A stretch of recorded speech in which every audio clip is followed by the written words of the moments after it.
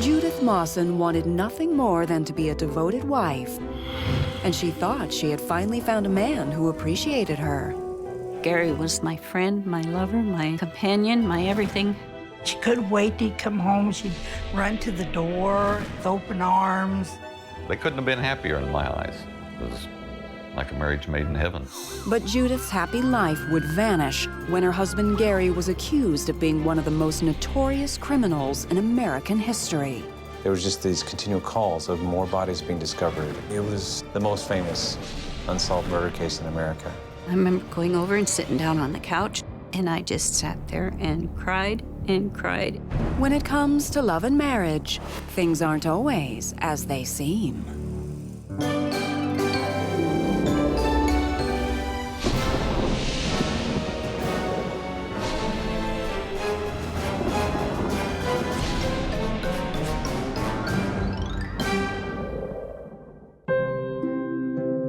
Love hasn't always come easy to Judith Mawson.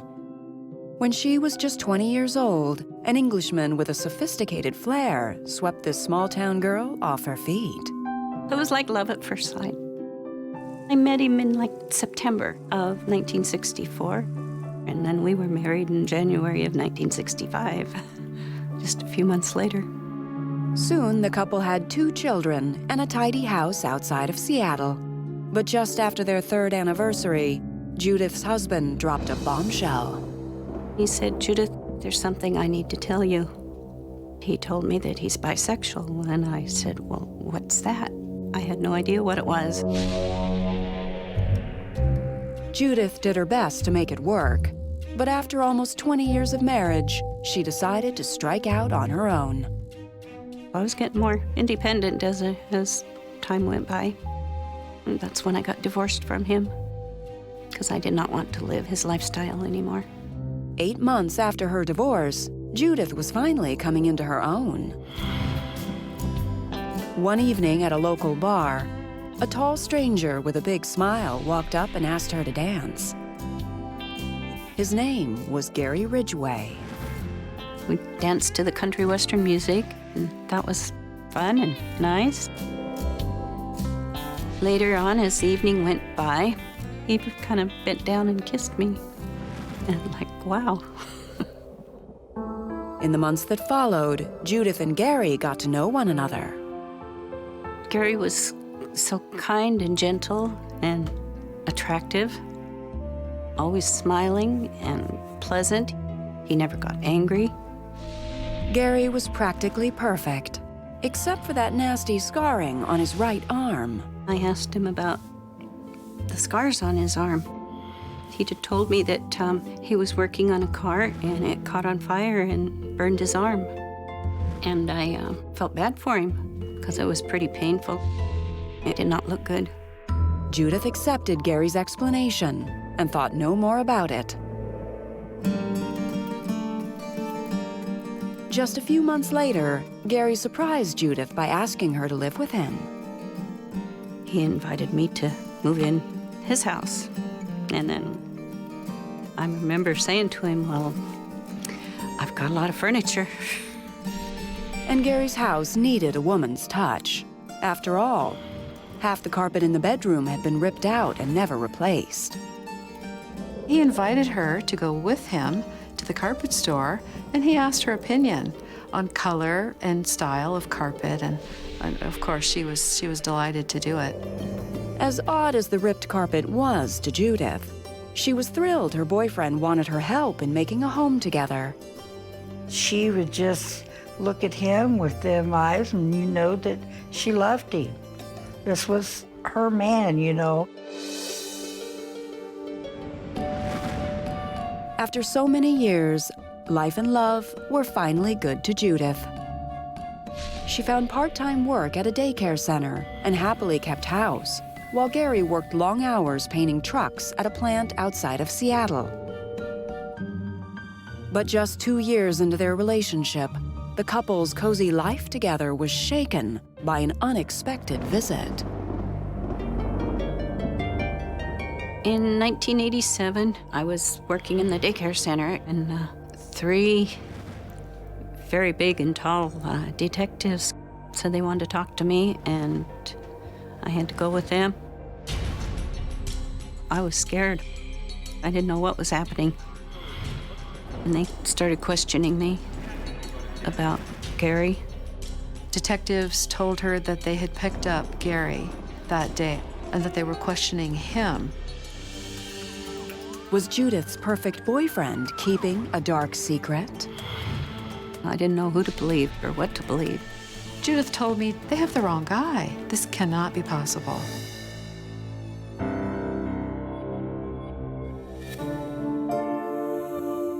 After a difficult first marriage, Judith Mawson felt sure that her new boyfriend, Gary Ridgway, was a man she could trust. Gary was my friend, my lover, my companion, my everything. So Judith was shocked when just 2 years into their relationship, she was visited by several detectives from the local sheriff's department. They wanted to talk to Gary in connection with the Green River Killer investigation. That was the first time I'd ever heard about it, the Green River Killer, because I never listened to the news, so I didn't know what was going on. The notorious Green River Killer had been terrorizing the Seattle area for over 5 years. The Green River Killer was the most famous unsolved murder case in America. It was the biggest case that I know of in the country. Beginning in 1982, the bodies of strangled prostitutes began to surface along the Green River, a body of water that runs parallel to the Pacific Highway. We started out with one victim. Then we found a second victim. Then we found a third victim. When it got up to 10 or 12, then they started saying, we have a serial killer here, and the news started at that time calling him the Green River Killer. By 1987, the Green River Killer had murdered over 40 women, making him the most prolific serial killer in American history. There was no distinct pattern. Sometimes it would literally be back to back, maybe 1 or 2 days apart, and then weeks would go by and we wouldn't have any victims, and then suddenly it would start again. Desperate for leads, detectives focused on regular drivers on the Pacific Highway, and one of those drivers was Judith's boyfriend, Gary Ridgway. We had thousands and thousands of tips, and we had to follow up on all of them. Judith did her best to cooperate, and Gary was brought in for questioning. He seemed unnaturally calm. He was not asking any questions. He was just quiet. Gary insisted he had nothing to hide and fully cooperated with the King County forensics team. We did get a saliva swab and hair samples. He'd taken a polygraph, had passed it, and that was it. It was dropped. Gary was released several hours later. When he arrived home, he reassured Judith that his interview with police was just par for the course. You know, he kind of shrugged it off. He told her that they took in many men and questioned them. Obviously, he didn't do it because they let him go.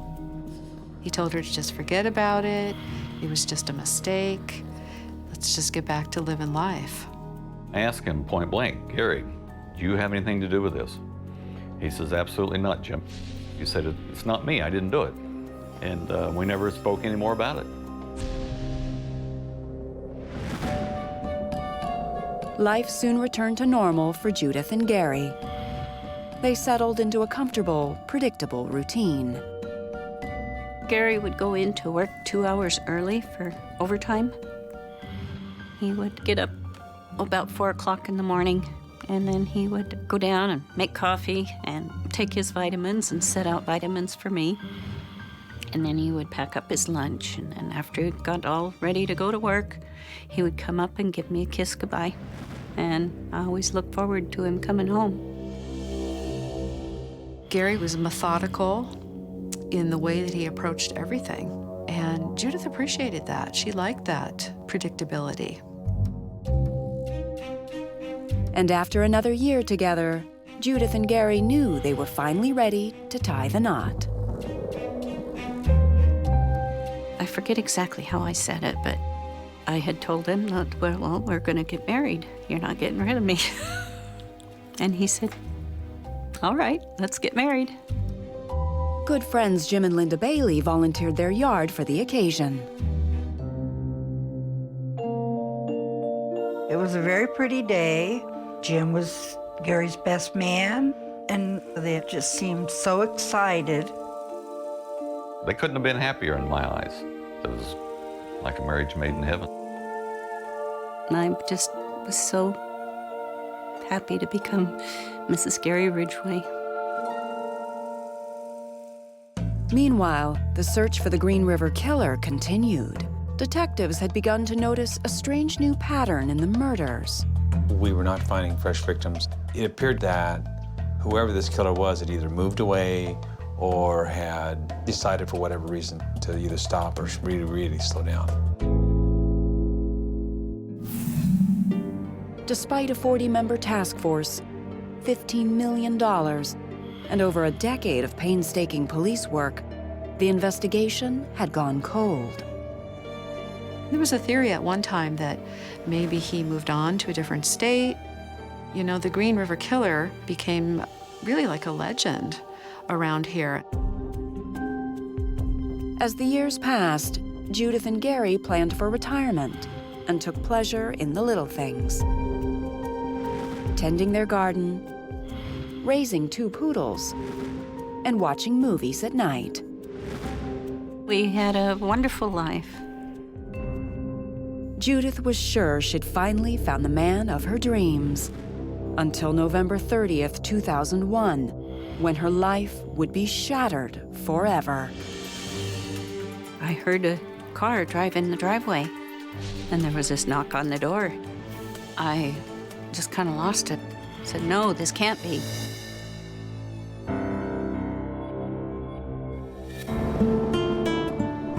It was late fall of 2001, and Judith Mawson had been married to Gary Ridgway for over 13 wonderful years. Gary made me smile every day. I had the perfect husband, I thought. November 30th, 2001 began like any other day for Judith. Gary'd already gone to work in the morning, and I heard a car drive in the driveway. And I thought, oh, it's too early for Gary to come home. And there was this knock on the door, and it was the detectives. They were telling me that he was a suspect for the Green River Killer. Though Gary had been questioned and released 14 years earlier, he never stopped being a suspect. They said, we want to talk to you, we want to ask you some questions. And I just sat there and cried. She was just very disbelieving. And she did say, you guys have already questioned him. You guys have already cleared him. But this time, detectives could back up their accusations with scientific facts. DNA wasn't part of our vocabulary in '87. By 2000, new techniques for being able to get DNA profiles out of smaller and smaller and smaller samples. And that's what broke the case for Ridgway. All that evidence that was gathered in '82 and '83 now could be processed, and now they could get a DNA profile. They were able to link his DNA to some of the bodies that were found. And in addition to that, there were some flecks of paint that were known to be used at the plant where Gary painted trucks associated with some of the bodies. After almost 20 frustrating years, advancements in forensic science had finally blown this old case wide open. Gary Ridgway was arrested and initially charged with 4 counts of murder. It was like a big brick wall just dropping down and stopping my life. I was just in such shock. But Gary insisted he was innocent. Desperate for his wife's support, he called Judith from prison. He called me and told me that he didn't do anything. And I was just so confused. He was begging Judith to believe him, that there's no way, that he was a nice man. Come on, Judith, you know me. Am I the kind of guy who would murder women? No. You just hang in there. I'll be home soon. But Gary didn't come home soon. And over the next year, as investigators continued to build their case against him, Judith's world came completely undone. She was losing everything she'd ever wanted in her life. I don't think she knew that he wasn't guilty. I think she was hoping that he wasn't guilty.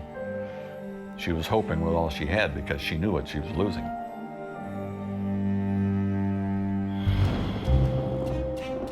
Judith spent 2 agonizing years waiting for the case to go to trial.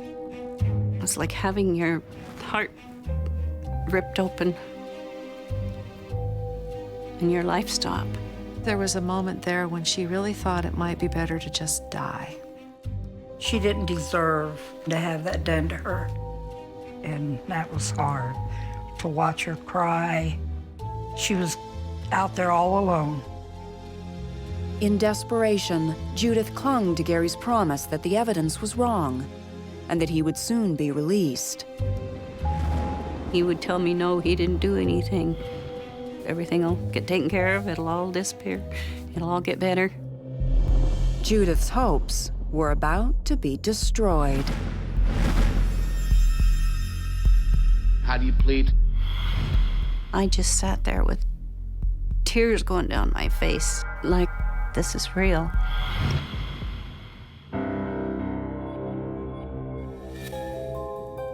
In November 2003, Judith Mawson sat glued to her TV. Her beloved husband, Gary Ridgway, stood accused of the deaths of dozens of women in a 19-year killing spree. Gary didn't even look like himself anymore. He was some other person. For the 2 years leading up to his trial, Gary had insisted that he was innocent. But as Judith watched in horror, he finally admitted the shocking truth. How do you plead? Guilty. After I heard him say guilty, after everyone's name, I just sat there with tears going down my face. It was like, it's real. This is it. He did it.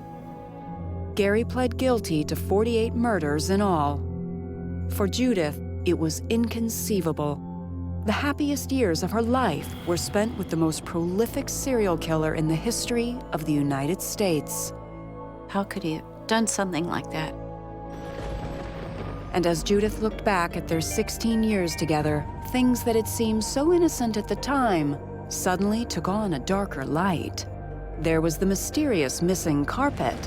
The detectives told me that he had probably rolled up a body in the carpet and then gotten rid of it. The early mornings when he said he was putting in overtime. That's probably when he went out and was picking up these women and killed them. And even the long scar on his forearm. One of the women had scratched his arm with her fingernails, and then later on he had poured battery acid on it so that it looked more like a burn. Inside the loving husband that Judith had known for so long lived a monster, and she never even knew it was there. I don't know that Gary really understood his own reasons for killing, but there seemed to be sort of a pattern that some of the prostitutes insulted him by telling him to hurry up or disrespecting him in some way. And that would set off rage and the urge to kill. With dozens of women still missing and unaccounted for in the Seattle area, investigators may never know the full extent of Gary Ridgway's killing spree. He was the worst of the worst. Imagine someone methodically killing individually and personally every single one of these people, one after the other. Looking back at all the different serial killer cases within the United States at least, there's been a number of just horrific crimes, and I don't know of any of them that really reach the level of Ridgway. Ironically, it may have been Gary's relationship with Judith that kept the list of his victims from growing even longer. The kill rate went down during the years that they were together. He never completely stopped killing, but the frequency did go down. And when I interviewed Gary, in prison. He told me that he really loved Judith and that that was the happiest time in his life, and that his desire for killing really did go down. I don't think he ever meant to fall in love, but he did.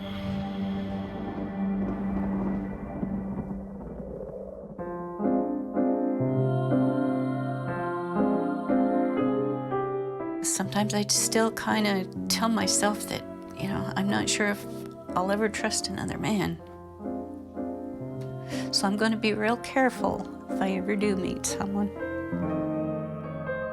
It has been very traumatic. From his small cell at Washington State Penitentiary, Gary writes to Judith often. Before I met you, I had a big empty hole in my heart. When I met you, I knew you were the only one who could fill it. I will always love you. Love you forever, Gary. In 2003, Judith stopped writing back and filed for divorce. I want to keep all that poison out of me and get on with my life.